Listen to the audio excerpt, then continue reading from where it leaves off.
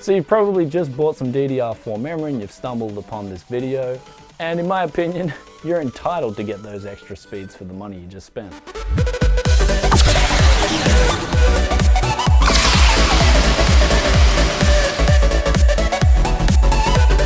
Welcome back to Tech Yes City. Today we're going to be doing a DDR4 memory overclocking tutorial. And now in this tutorial it differs a little bit to the DDR3 memory over tutorial in that the timings are a little bit more relaxed, the voltages are lower, but for what it's worth, a lot of the variables are still the same as they were with DDR3 memory. We've just got to change those variables, especially the first three timings, as low as possible, and then we've got to change the TRAS to a sweet spot, and that's about it. Maybe give it a bit of a voltage bump. So today we'll be going for a 2400 megahertz overclock on some Crucial DDR4 memory. I don't have the DDR4 memory box, but I've got a Crucial MX100 SSD here. That should do the trick. But without further ado, let's move on now to the tutorial. Okay, so now you're on the desktop, I want you guys to grab a program called AIDA64. It's pretty much got it all. This program is really good for benchmarking Haswell-E.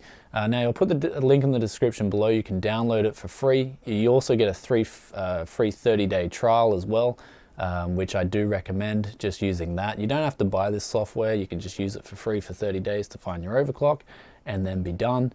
But yeah, anyway, once we're done there, we can go to Tools, we can go CPU ID, and we can also go to system. You can do the cache and memory benchmark here, which will benchmark your memory fine. So go to Tools, again, we'll open up CPU ID, just to make sure. As you can see here, we've got the 4 gig overclock that I just did before, and we can go to cache and memory benchmark. And so what we want to do here is, before we start doing this overclocking tutorial, is we want to make sure that our memory overclocks are stable and we're actually getting the said increases on our memory. Because if, for instance, if we're overclocking, like today, we're going to be going for a 4.2 gig overclock. So since we're going for a 2.4 gig overclock, or 2400 megahertz on the memory, we're going to want to make sure and want to check what our baseline speeds are before we do this. And so this is just to make sure that we're actually getting performance benefits out of overclocking our memory. So what we're doing here is we're just running a quick benchmark on the memory, just to make sure everything that we do today is actually giving us an increase, and then we shall be good to go. So use this as a baseline. You might want to save a screenshot after you've run this benchmark, and then you can start jumping into the BIOS. However, we just have to wait until this benchmark's done, as also with my overclocking tutorials, I don't like to cut any of it out unless I have to. Before, I was coughing in my previous benchmark, so I had to cut it out. But so here we see here, we're just going to run the benchmark, and then we're going to restart the computer, and then we're going to start overclocking the memory. Now, one thing to remember, just like the CPU, is the memory also is pretty much a silicon lottery. Some people can get really good memory, some people can get bad memory, in that it doesn't overclock too well. So basically these speeds, for instance, mine's the Crucial DDR4 2133 megahertz memory. These speeds out of the box is what it's guaranteed to run at. So today we're going for a 2400 megahertz with slightly lower timings, and that should give us a bit of a performance increase. So here we've finished the benchmark. We can see here those numbers, 46,000, 51,000, 49,000. Those are the ones to look at.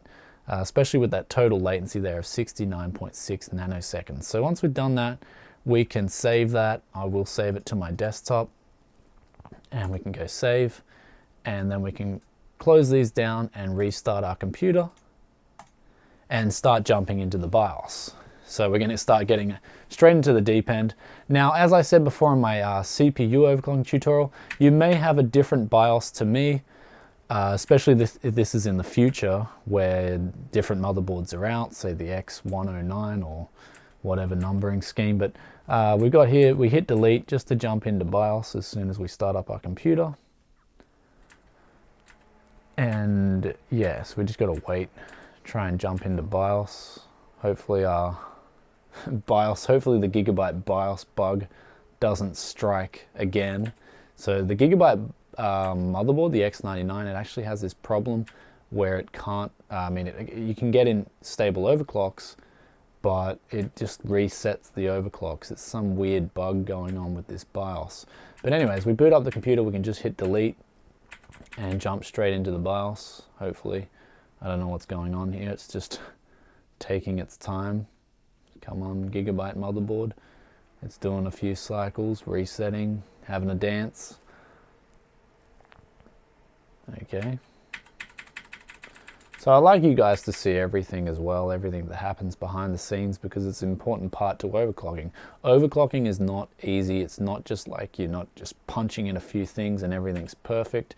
There's actually a lot of hair pulling, and it can be stressful at times. So I'm glad you guys can see that this BIOS bug's reared its ugly head, because anyway, we're jumping into the BIOS here. This is the Gigabyte BIOS. We can press F2 and get to the classic mode. Now in a Zeus BIOS or an MSI BIOS or an EVGA BIOS might look a little bit different, but again, as I said in the CPU overclocking tutorial, the settings should be pretty similar. So now that we've moved into, we can go down to advanced. So we should have our advanced frequency settings. We should have our 4 gig overclock locked in here. But now we can go down to advanced memory settings. And what we want to do here is we want to up it to 2.4 gig. Or make sure your numlock button is turned on and you can use the numpad on your keyboard, and I want you guys to hit in 24 here. And essentially what this will do is it will raise the speed of our memory to 2400 megahertz. Now there's two ways you can do this overclock. You can leave it at 2133 megahertz and drop the timings, or you can just up the speed and try and get the best timings possible. In my opinion, I like to go with a bit of both. That's why we're going with the 2400 megahertz overclock today, because I like to give it a bit more speed. I also like to drop the timings down and get the best overclock that I can. So now memory enhancement settings, we don't have to do anything there, but memory timing mode, we want to hit enter and go to manual.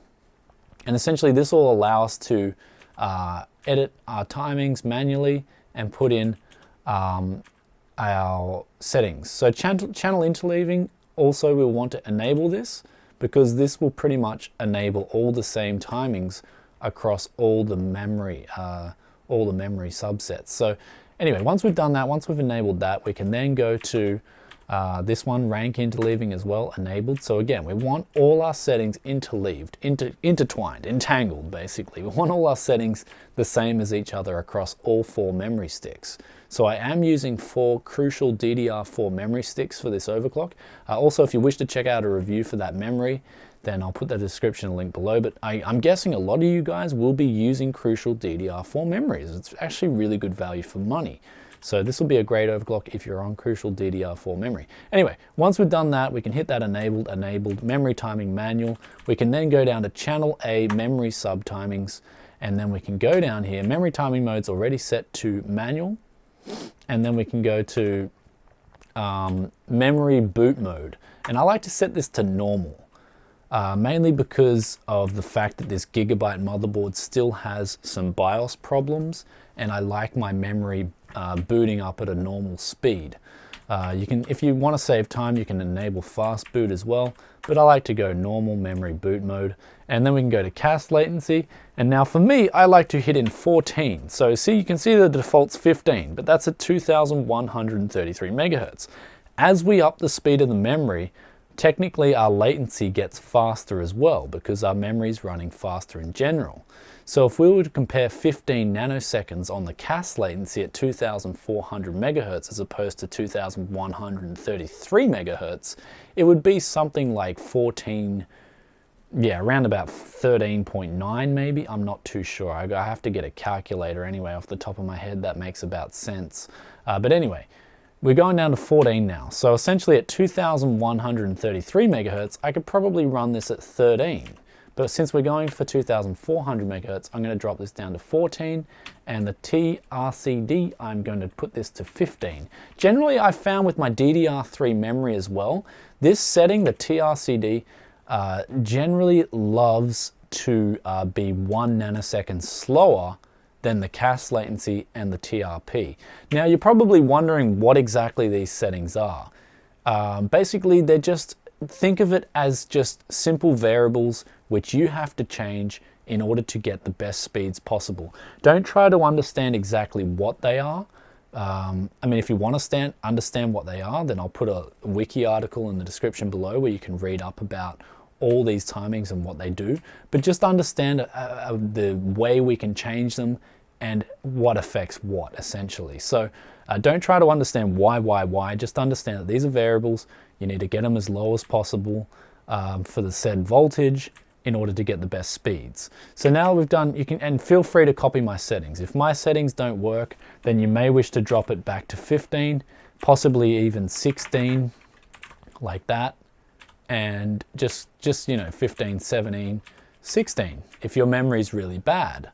So it depends on you guys, but I'm going for 14, 15, 14 at 2,400 megahertz. Now with these three settings, these are the three ones that you want as low as possible. Now the TRAS, this is a setting which generally in the past with DDR3 and DDR2 especially, this one was generally the sum of all these three plus 1, which in this case would be like 44. But I found on DDR4 memory, it's a different kettle of fish. This at 44 actually makes my computer a little bit weird. Like icons don't refresh properly. I just find in general I have a little bit of problems if this is the same, if this is the sum of all three plus 1 or 2. So generally I've found for my RAM, I like to have this a little bit under the sum of all these three, say -4 or -3. I find if I have this at 38, again, I run into problems. So I like to have this at 40, the sum of all these three -3. So you guys can copy mine. Mine's sweet spot for this is 40. Your sweet spot might be a little bit different, but again, you want to set this to whatever a sweet spot is on your RAM, and that can only be done through testing, and sometimes that's the hard part. I can't tell you what your sweet spot will be for your memory. Sometimes you just have to test it out and find out for yourself. So feel free to copy my settings, and if they don't work, you can maybe relax them a little bit like this, and go from there. But for what it's worth, we'll go with 14, 15, 14, 40, and then we'll go escape. And essentially what that'll do is, since they're all interleaved, it'll enable that on all the channels as well. So here we go there. Channel A, B, C, D should be all the same. And now for voltage. So once we've done that, we can hit escape, and we can hit escape again, and we can go down to advanced voltage settings. And we can hit enter here, and then we can go to DRAM voltage control, and we can hit enter. And what we want to do here is maybe give it a little bit of a boost. Sometimes your memory will run at these speeds at 1.2 volt. In my case, I had to give it a little bit more, and that was 1.23 volt. So maybe you might want to start off with, say, 1.25 volt and maybe go from there. That's up to you. Maybe, yes, since we're just doing a guide today, we'll go with 1.25 volt on both the dual channel configurations, A and B and A and B. Now the DDR VPP voltage, we don't have to touch that, and the DRAM termination voltage, we can generally leave those at auto since we're not going for a really big overclock here. We're just going for a nice, simple, easy overclock, a little bit of an enhancement. So 1.2 volt, we'll start off with that. If you can't boot, you might have to give it a bit more, or if you're on a gigabyte BIOS, you might have the BIOS bug, and so you don't even know if it's stable or not. So I really wish Gigabyte would hurry up and fix their BIOS bug. But for what it's worth, if you're on MSI, Zeus, or an EVGA motherboard, sure, you can start out trying 1.25 volt. And now once we've done that, we can hit left and right on the numpad and go over to save and exit, and go down to save profile. And we can maybe put here 4 gigs memory testing, memory test. So just so we know what overclock we're going with today. So we've done that, profile saved, okay. And now we can go to save and exit and hit enter, and we should be good to go now. So we should be able to boot straight into Windows, and hopefully everything is stable. So I decided with my overclocking tutorials this time to go with some easy overclocks, because last time I did go a little bit aggressive with my overclocks, and some people were not able to obtain the overclocks that I was able to obtain, and so it caused a little bit of confusion. This time I'm going with overclocks that I think most people should be able to obtain. A lot of the population should be able to obtain. So that hopefully this guide's a little bit more simpler than my previous guides, as well as the fact that Haswell E is just a power consumption beast. I mean, it's pretty funny. This thing actually uses up quite a bit of power, Haswell E, the 6 core.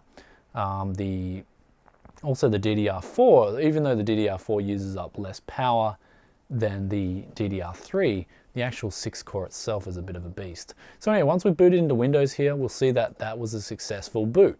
So what that means is that my memory is either stable or it's really close to being stable. Now there's another setting in there that's pretty important, and that's the command rate, though we won't go over that today because, yeah, I mean, it's one of those settings that can cause a lot of problems as well. For starters, I do recommend trying 1T. So I'd recommend trying 2T first, actually. And if your overclock is stable at those speeds, then you can try drop it down to 1T. Though if it becomes unstable, you can put it back to 2T. And it shouldn't be much of a problem. I find it doesn't affect gaming, especially smoothness at all. So that's something you might want to test. But once we've done that, we can go open IDA64, and we can open CPU ID, and we can open cache and memory benchmark.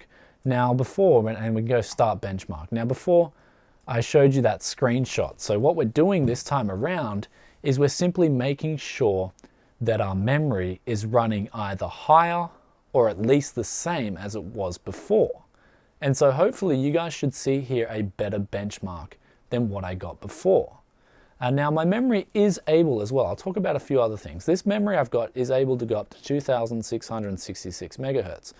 Now there's more expensive RAM out there that's able to go even higher, say 2,800 megahertz, and that's with profiles of, I think they're XMP profiles as well.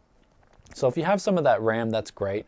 I'd probably just recommend whacking in the XMP profiles and calling it a day.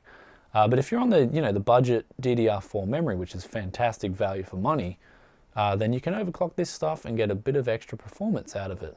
As we can see here, the latency is already faster than what it previously was.